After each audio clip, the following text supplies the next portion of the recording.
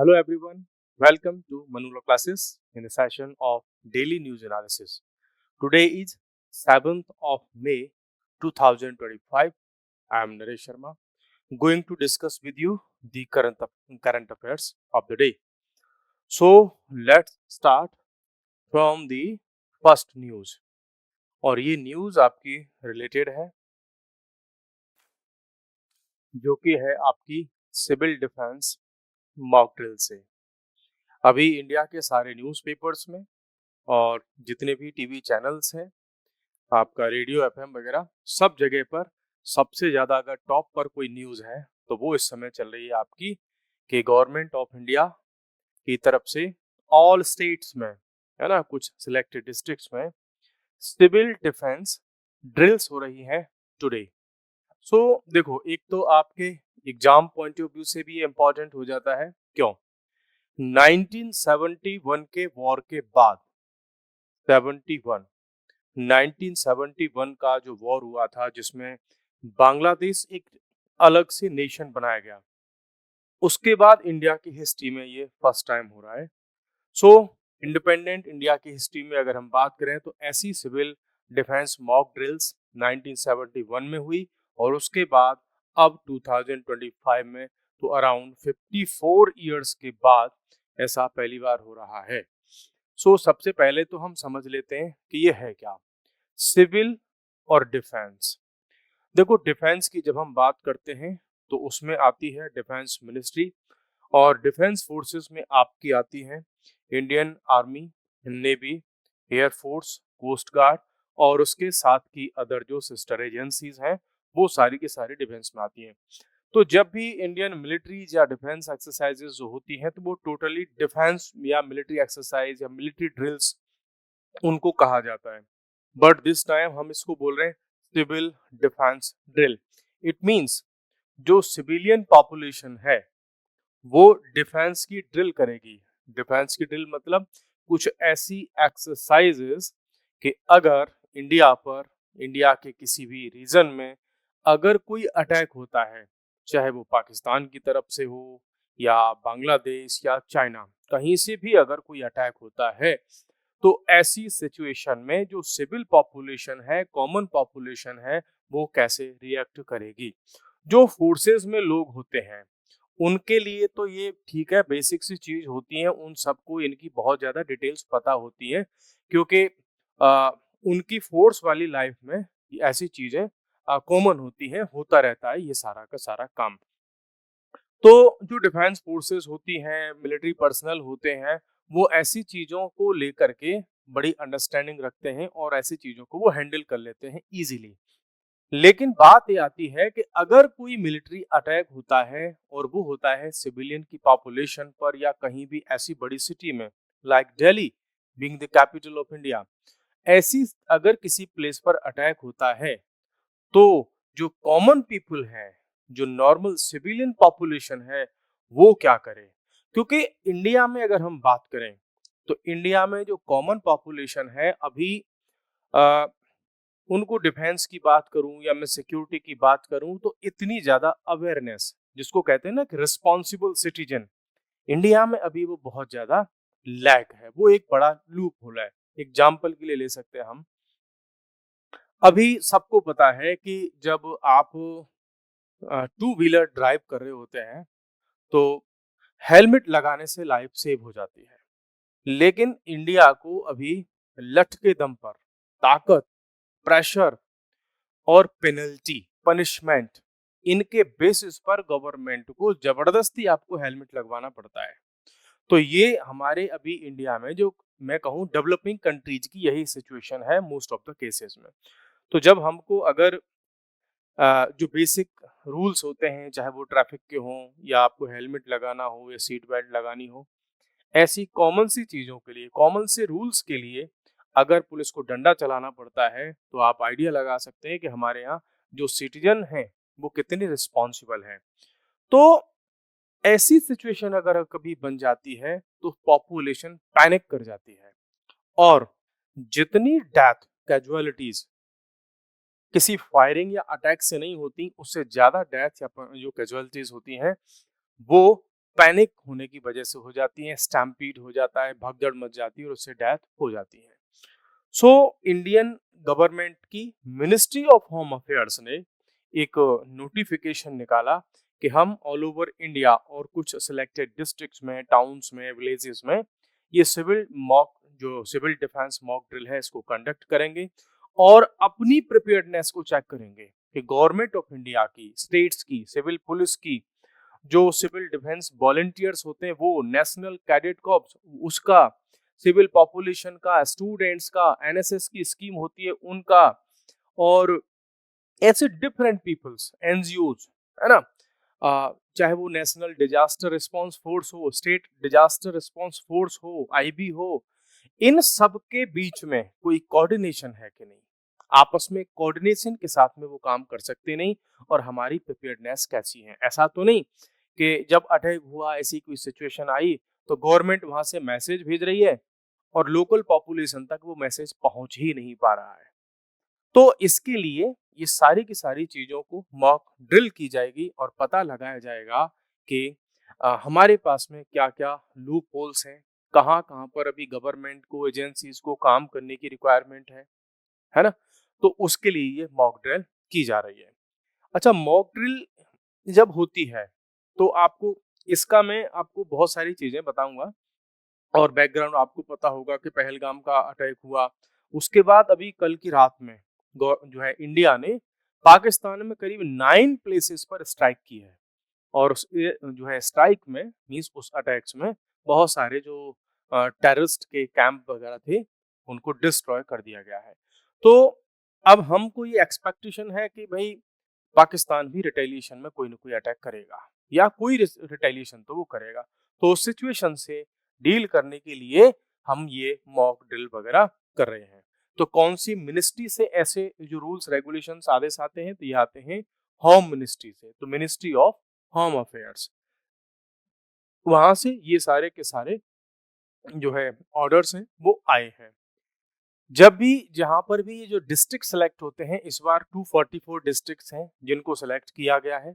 इन districts की भी कई बार कैटेगरी होती है, तो 1 2 3 टाइप के डिस्ट्रिक्ट्स होते हैं और उनकी कैटेगरी के हिसाब से उनको रखा जाता है। ठीक है। अच्छा, इनको जब हम लिस्ट बनाते हैं डिस्ट्रिक्ट की, तो इसके लिए proper civil defence mock drill के रूल 2005 वगैरह ऐसे बहुत सारे रूल्स हैं हमारे पास में। उसके लिए 1960 में अलग से लॉ भी आया था, उसके बेसिस पर ये सारी चीजें डिसाइड होती हैं। तो अभी जो 2005 से लेकर के 2010 तक का कुछ डेटा वगैरह कलेक्ट किया गवर्नमेंट ने और उसके बेसिस पर हुआ।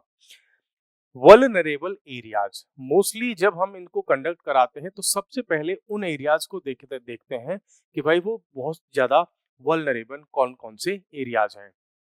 फॉर एग्जांपल बॉर्डरिंग स्टेट्स, कि अगर वॉर होता है तो पाकिस्तान या चाइना या बांग्लादेश कोई भी अगर हमारी तरफ अटैक करेगा तो सबसे पहले दिक्कत में आएंगे कौन, वो बॉर्डरिंग जो स्टेट्स हैं, जो डिस्ट्रिक्ट्स हैं, विलेजेस हैं। प्लस उसके साथ में एक चीज और होती है, और वो ये होती है कि जब भी कोई मिलिट्री कहीं पर अटैक करती है तो ये ध्यान रखना कि वो कभी भी किसी जंगल में, पेड़ों पे, पानी में, अब मान लो पाकिस्तान अगर अटैक करेगा तो ऐसा थोड़ी है कि इंडिया में जहाँ कहीं जंगल है वहां पे वो अपनी मिसाइल लॉन्च करेगा, नहीं। वो वहां पे अटैक करेगा जहां इंडिया को या किसी भी कंट्री को डिफेंस के रूल्स होते हैं, स्ट्रेटेजीज होती हैं, जहां पर उस कंट्री को सबसे ज्यादा लॉस हो, है ना। तो बेसिक सी बात है, जहाँ ज्यादा पॉपुलेशन होगी वहां पे अटैक्स होने के चांसेस होते हैं, या जहां पर ऐसे स्ट्रेटेजिक इंपॉर्टेंट इंस्टॉलेशंस होते हैं, ऑर्गेनाइजेशंस के हेडक्वार्टर्स वगैरह होते हैं, कंपनीज वगैरह, उन जगह पर बेसिकली अटैक होने के चांस होते हैं। उन्हीं को हम यहाँ पर वल्नरेबल एरियाज बोलते हैं। कई बार हमने न्यूज में देखा, जैसे कि कल कुछ जगह पर ये भी न्यूज चल रही थी कि केवल ये जो मॉक ड्रिल्स होंगी बॉर्डरिंग स्टेट्स में होंगी, नहीं, बॉर्डरिंग स्टेट्स में नहीं। अब जैसे कि मैं आपको बताऊं, कुछ वाइटल इंफॉर्मेशन होती हैं जो जो तो शेयर नहीं की जाती, लेकिन ऐसे बहुत सारे प्लेसेस, मान लो दिल्ली है, सारी डिफेंस फोर्सेस के हेडक्वार्टर्स यहाँ पे हैं। अगर हेडक्वार्टर ही किसी फोर्स का उस पर अटैक हो गया तो कहाँ से आप ऑपरेट करोगे, आपका सारा कम्युनिकेशन सिस्टम जो है डम हो जाएगा, बिल्कुल डिस्ट्रॉय हो जाएगा। सपोज करो अभी जैसे कि बॉर्डरिंग स्टेट्स नहीं है, मथुरा की मैं बात करूं, है ना, मथुरा बॉर्डरिंग स्टेट नहीं है, लेकिन वहां पर भी मॉक ड्रिल की जा रही है। व्हाई? बिकॉज मथुरा में आईओसी की रिफाइनरी है। आईओसी की क्या है? रिफाइनरी है। और कोई भी कंट्री अगर किसी कंट्री की रिफाइनरी पर अटैक कर देता है तो उसके बहुत ज्यादा इम्प्लीकेशंस होते हैं, बिकॉज रिफाइनरी में जब आग लगेगी तो आसपास के बहुत एरिया को वो as a by product destroy कर देगी। अब मथुरा में अगर आईओसी की रिफाइनरी है तो मथुरा से कुछ ही दूर पर एक जगह है भरतपुर। वहां पर ऑर्डिनेंस फैक्ट्री है जहां पर बम, गोला बारूद वगैरह ये बहुत सारी चीजें, एम्यूनिशन वगैरह बनती है। और यहाँ से उस जगह तक आग पहुंचने में भी कोई ज्यादा टाइम नहीं लगेगा। दोनों ही डिस्ट्रिक्ट को रखा गया है। ऐसी बहुत सारी इंफॉर्मेशन होती है, उसके बेसिस पर इन डिस्ट्रिक्ट्स को सिलेक्ट किया जाता है। तो इसीलिए बहुत सारे प्लेसेस को, जैसे कि रिफाइनरीज हो गए, न्यूक्लियर प्लांट्स हो गए, कैंटोनमेंट एरियाज हो गए, बहुत सारे ऑर्गेनाइजेशंस के हेडक्वार्टर्स हो गए, जैसे हम दिल्ली मेट्रो की कह सकते हैं, इंडियन रेलवे हो गया, एयरपोर्ट्स हो गए, है ना, सी पोर्ट्स हो गए। ऐसे जो वाइटल इंस्टॉलेशंस इनको माना जाता है। पावर हाउस हो गए जहाँ से इलेक्ट्रिसिटी जनरेट होती है। एग्जीक्यूशन ऑफ डिटेल्स क्या क्या है, ये स्टेट्स को कह दिया गया है, भाई आप अपनी लोकल सिचुएशन के हिसाब से ये मॉक ड्रिल आप कर लो, टाइमिंग वगैरह आप अपने हिसाब से देख लो, वेन्यू टाइमिंग डिस्ट्रिक्ट के लेवल पर आप अपने हिसाब से देख लो। क्यों भाई? एक टाइम तो ऐसा है कि अगर ब्लैकआउट करना है, कंप्लीट ब्लैकआउट करना है, मींस लाइट वगैरह शट ऑफ करनी है, शट डाउन करनी है, ठीक है, तो अगर लाइट को आप स्विच ऑफ करोगे तो गुजरात में सनसेट का टाइम कुछ और है, अरुणाचल प्रदेश में कुछ और है, तो वो टाइमिंग आप अपने हिसाब से डिसाइड कर लीजिए। इसमें अब जो एक्टिविटीज होने वाली हैं, है ना, वो क्या क्या एक्टिविटी होंगी। पहला, सबसे पहले चेक करेंगे एयर रेड वार्निंग सिस्टम्स को, कि अगर एयर रेड होती है तो क्या लोगों तक, गवर्नमेंट की एजेंसीज को, उनको सबको आपस में कोऑर्डिनेशन और इन्फॉर्मेशन होगी कि नहीं। सायरन जिसमें बजाए जाते हैं। ब्लैकआउट मेजर्स, कंप्लीट लाइट वगैरह सब बंद कर दी जाती हैं। कोई भी लाइट जो है आपको नहीं जलानी है जब भी ब्लैकआउट मेजर होता है। इवन आपके मोबाइल की भी छोटी सी लाइट होती है। इसके पीछे रीजन क्या होता है? ब्लैकआउट के पीछे, ब्लैकआउट के पीछे रीजन होता है कि जब भी एयर अटैक होते हैं, तो एयर अटैक जब जो फाइटर पायलट्स होते हैं, जब वो अपने फाइटर जेट्स को ऊपर से लेके जाते हैं, तो उनको जहाँ कहीं भी लाइट बहुत ज्यादा दिख रही होती है तो आइडिया हो जाता है कि यहाँ पर कोई बड़ा सिटी है और यहाँ पे अटैक हमको करना चाहिए। जब कंप्लीट सारी लाइट बंद हो जाती है तो ऊपर जो फाइटर जेट होते हैं उनको नीचे दिखाई नहीं पड़ता कि एक्चुअल में यहाँ पे कोई सिटी है या जंगल है। तो इसलिए बहुत सारी चीजें सेफ हो जाती हैं इसमें, ब्लैकआउट में। इवैक्यूएशन प्लान मींस जनरली ये क्या होता है कि अगर अटैक हुआ तो लोगों को कहाँ लेकर के जाएंगे इमरजेंसी में। कैमोफ्लेज प्रोटोकॉल्स, बहुत सारे ऐसे इंपॉर्टेंट इंस्टॉलेशंस होते हैं जिनको छुपा के रखा जाता है, तो कैमोफ्लेजिंग बहुत सारे इक्विपमेंट्स आते हैं, है ना, उनसे उनको छुपा करके रखा जाता है। हॉटलाइन सेटअप्स होती हैं, है ना, विद दी IAF। अब लोकल पुलिस को बहुत सारे काम करने हैं, डिजास्टर रिस्पॉन्स फोर्स को काम करने, ठीक है, MCD वगैरह जो है उसको काम करने, और उनको कोऑर्डिनेशन करना पड़ेगा इंडियन एयरफोर्स के साथ में, ठीक है, क्योंकि अगर एयर अटैक होता है तो उसको कौन डील कर रहा होगा? Indian air force. तो इंडियन एयरफोर्स के लोग तो आएंगे नहीं ना कि रोड पर जो है रोड के ट्रैफिक को रुकवाने के लिए, लाइट बंद करवाने के लिए। उनका कोऑर्डिनेशन किसके साथ में होगा? पुलिस के साथ में होगा। तो उन चीजों को भी चेक करने के लिए, फायर फाइटिंग, अगर आग लग जाती है तो हमारे पास उसके लिए क्या बेसिक प्रिपेयर्डनेस है, बंकर वगैरह की रेडीनेस, कि अगर अटैक्स होते हैं, है ना, तो बंकर होते हैं, बेसमेंट वगैरह हम बनाते हैं, बहुत स्ट्रांग होते हैं कि वहां पर बम वगैरह इनके अटैक होते हैं, उनसे आदमी सेफ रहता है। फिर है आपका वार्डन सर्विसेज, कि अगर कहीं पर जैसे हॉस्पिटल से रिलेटेड, खाने वाने से बेसिक अम्यूनिटीज आप कहाँ लेकर के जाओगे। सो जब भी अभी आज शाम को 4 बजे से ये मॉक ड्रिल वाला सीन है वो स्टार्ट होगा। आपको बेसिक काम क्या करने हैं, जो भी ऑर्डर्स आपको मिलते हैं उनको फॉलो करना है, ठीक है। और दूसरी बात ये करनी है कि कभी भी ऐसे मैटर्स में कभी कोई रील नहीं बनानी है, वीडियो रिकॉर्ड नहीं करना है और उसको सोशल मीडिया पर नहीं डालना है उन सिचुएशन में। बिकॉज आप एक छोटी सी रील अगर किसी कंडीशन की, कहीं किसी स्टेट की, किसी डिस्ट्रिक्ट की आप बना रहे हैं कि यहाँ पर रिफाइनरी है, इस वजह से यहाँ मॉक ड्रिल हुई, या यहाँ पर हमारे बंकर है, हम यहाँ पर छुपे हुए हैं, इस तरह की आपने अगर कोई भी सिचुएशन की इसकी रिपोर्ट की और गवर्नमेंट को पता चला तो आप जेल के पीछे भी हो सकते हैं। और आपकी इस छोटी-सी मिस्टेक से आप कई सारे लोगों की जान को जो है उसके आप रिस्पॉन्सिबल हो सकते हैं। बिकॉज़ 26/11 के जब अटैक्स हुए थे, तो ऐसे ही कुछ पत्रकार थे, उन्होंने ऐसी न्यूज़ वगैरह को लाइव चला दिया था कि इंडिया की एनएसजी कहाँ से जा रही है, हमारी फोर्सेज़ हैं, किस साइड से मूव कर रहे हैं, कितने कमांडो हैं, उनके पास में क्या-क्या वेपन्स हैं। इस तरह की न्यूज़ बनाई थी और पाकिस्तान से आई हुई टेररिस्ट, ठीक है? वो होटल के अंदर बैठ कर के टीवी देख रहे हैं, वहाँ से सारी न्यूज़ देख रहे थे, उनको वीडियो दिख रहा था कि कमांडो कहाँ से चढ़ रहे हैं। उधर पाकिस्तान से उनके पास में सैटेलाइट पर कॉल आ रहा है। ऐसा आपको कुछ भी नहीं करना है, ठीक है? अब इसमें बहुत सारे डिस्ट्रिक्ट हैं, जैसे कि हम दिल्ली की बात करें तो दिल्ली में 55 लोकेशंस को सिलेक्ट किया गया है। जैसे इंडिया गेट हो गया, आपका और भी जितने भी एरियाज़ हैं वो सब, रेड फोर्ट वगैरह सब। कश्मीर में बहुत सारे रीजन्स को सिलेक्ट किया गया है। साउथ सेंट्रल रेलवे है, उसमें हैदराबाद, रायचूर वगैरह बहुत सारे रीजन्स में ये होगी। महाराष्ट्र में मुंबई और उसके आसपास की डजन्स ऑफ लोकेशंस पर होने वाली है। उत्तर प्रदेश में तो सारे ही डिस्ट्रिक्ट्स में हो रही है ना?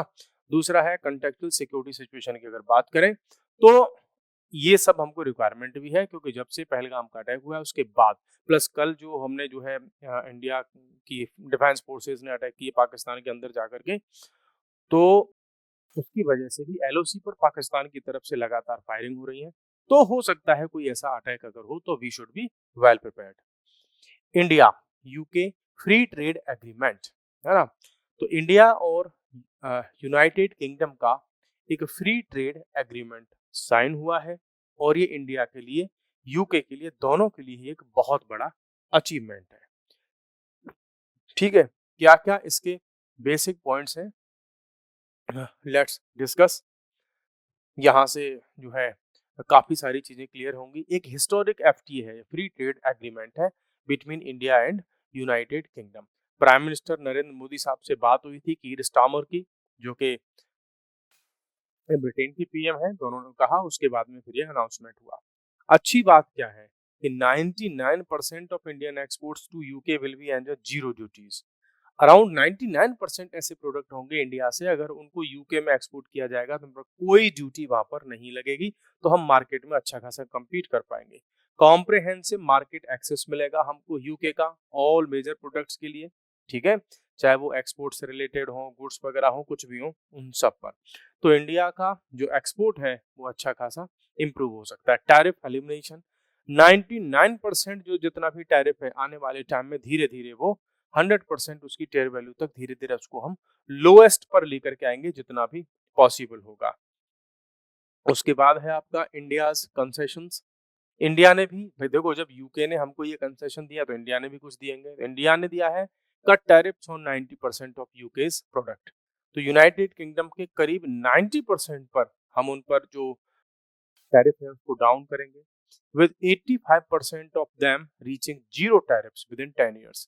तो ये 80% तक, 85% तक ऐसे प्रोडक्ट्स होंगे जिन पर हम आने वाले 10 इयर्स में धीरे धीरे करके जो टैरिफ है उसको जीरो पे ले आएंगे।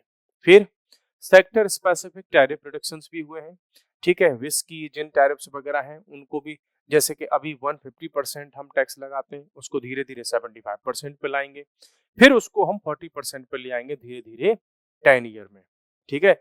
मीन्स जो ब्रिटेन से जो शराब वगैरह इंडिया में आती है, विस्की वगैरह, उस पर हम अच्छा खासा टैक्स लगाते हैं, इसलिए वो महंगी मिलती है। उसको धीरे धीरे करके हम डाउन ले आएंगे। ऑटोमोबाइल सेक्टर है, उसमें 100% से 10% पर ले आएंगे अंडर अ कोटा सिस्टम वगैरह लगा करके, ठीक है। डबल कंट्रीब्यूशन कन्वेंशन, इसको भी हम समझा देते हैं आपको, बेसिक पॉइंट्स क्या है। आप देखो, यूके में कोई ए नाम का पर्सन है, अगर वो जॉब पे गया है 2 या 3 ईयर्स के लिए, तो वहां पे जब उसको सैलरी मिल रही होगी तो उसमें कुछ डिडक्शन हो रहे होंगे, कोई टैक्स लग रहा होगा उस पे, जिससे कि वहां पर गवर्नमेंट उसके लिए कुछ सोशल सेक्टर की स्कीम्स में उस पैसे को यूज कर सके और अल्टीमेटली उनको बेनिफिट मिलता है। तो अब जब वो यूके में कोई ए नाम का पर्सन है, वो इंडियन सिटीजन है ना, इंडियन सिटीजन, तो एक तो यूके में टैक्स दे रहा है सोशल सेक्टर सर्विस स्कीम्स के लिए, वहीं फिर ये जब इंडिया में अपना पैसा भेज रहा है अपने घर पे फैमिली को, ठीक है, वहां पर भी पैसा दे रहा है, तो 2 टाइम्स उस बंदे पर टैक्स लग गया। तो ये अभी जो एग्रीमेंट हुआ है उसमें ये है कि जो लोग टेम्परेरीली यूके में रह रहे होंगे 3 इयर्स तक, उन पर यूके की गवर्नमेंट कोई टैक्स वगैरह नहीं लेगी, ना तो उन एम्प्लॉइज से लेगी, ना ही उन एम्प्लॉयर से लेगी। तो मीन्स कंपनी वालों को भी टैक्स नहीं देना पड़ेगा और एम्प्लॉई जो है उनको भी नहीं देना पड़ेगा।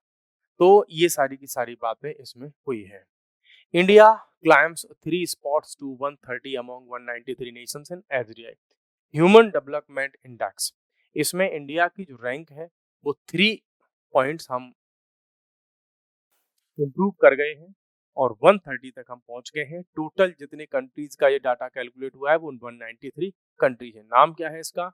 HDI human development index. कौन देता है इसको? UNDP, है ना, यूनाइटेड नेशंस डेवलपमेंट प्रोग्राम। ये इस ह्यूमन डेवलपमेंट इंडेक्स को रिलीज करता है। ठीक है, अभी जो इंडेक्स की जिसकी हम बात करें 2023 के डेटा वाला ये इंडेक्स है ना। और इसमें इन्होंने कंपैरिजन किया है कि भाई 2022 में क्या सिचुएशन थी और 23 में क्या सिचुएशन हो गई है, कितना इम्प्रूवमेंट इसमें हुआ है। इंडिया ने कितना इम्प्रूवमेंट किया है? इंडिया ने इम्प्रूवमेंट किया है 3 पॉइंट। ठीक है, 3 रैंक। तो हम 130 पर पहुंच चुके हैं। इसका मतलब लास्ट ईयर जब भी डेटा आया था 2022 में, तो हमारी रैंक थी 133। तो हम उसमें आके हम वन कितने पे? 30 पर। टोटल कितने कंट्रीज का कैलकुलेशन हुआ है? 193 का। नाम क्या है इसका? ह्यूमन डेवलपमेंट इंडेक्स, है ना। एसडीआई स्कोर इम्प्रूव फ्रॉम 676 से हम आ गए 685 तक, है ना, 0.685 तक। तो काफी इंप्रूवमेंट हमने इसमें किया है।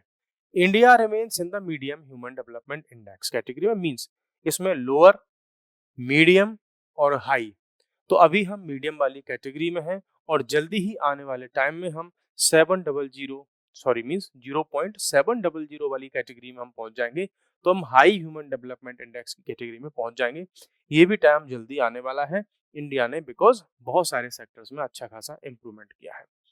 ग्रॉस नेशनल इनकम के डेटा की अगर हम बात करें इसमें, तो एक टाइम था 1990 में जब हमारी पर कैपिटा जो नेशनल इनकम हुआ करती थी वो $2167 हुआ करती थी। आज वही इनकम हमारी हो गई है $9046। तो अच्छा खासा इंप्रूवमेंट हमने किया है।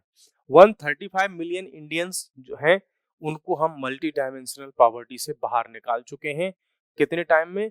2015-16 से लेकर के 2019-21 के ड्यूरेशन में। तो इस 5 to 6 ईयर्स की कैलकुलेशन की अगर हम बात करें तो अच्छा खासा इंप्रूवमेंट इसमें हुआ है। लेकिन इसमें बट लग गया, है ना, लेकिन लग गया क्या? कि हमारी जो एसडीआई थी वो अच्छी खासी हो सकती थी लेकिन नहीं हो पाई। क्यों? रीजन है उसके पीछे। रीजन है कि यार हमारे यहाँ जो इनइक्वलिटी है वो हमको बहुत ज्यादा आगे नहीं बढ़ने दे रही। बिकॉज क्या इनइक्वलिटी? वो जेंडर की इनइक्वालिटी है, रीजन्स की इनइक्वालिटी है ना, और रिच और पुअर के बीच का जो गैप है वो बहुत ज्यादा है। मींस जहाँ एक तरफ जो रिच हैं वो और रिच होते जा रहे हैं, पुअर हैं वो पुअर होते जा रहे हैं।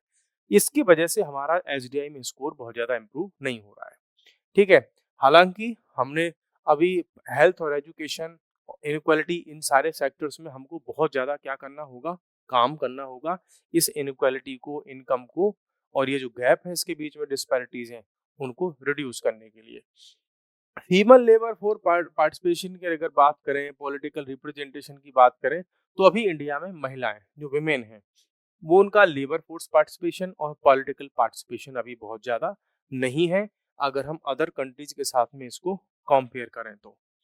फिर है आपका, जैसे कि एग्जांपल दिया इन्होंने, हाँ एक अच्छी चीज हुई है कि इंडिया ने लेजिस्लेटिव असेंबलीज ऑफ स्टेट्स और इंडियन पार्लियामेंट दोनों में ही 1/3 का रिजर्वेशन विमेन को दे दिया है। नारी शक्ति अब जो वंदन बिल जो था, ठीक है, उसके थ्रू। हेल्थ और एजुकेशन में इम्प्रूवमेंट हमको करना होगा, हालांकि अच्छा खासा इम्प्रूवमेंट हुआ है। पहले हमारी जो लाइफ एक्सपेक्टेंसी थी वो 58 ईयर हुआ करती थी। कितनी?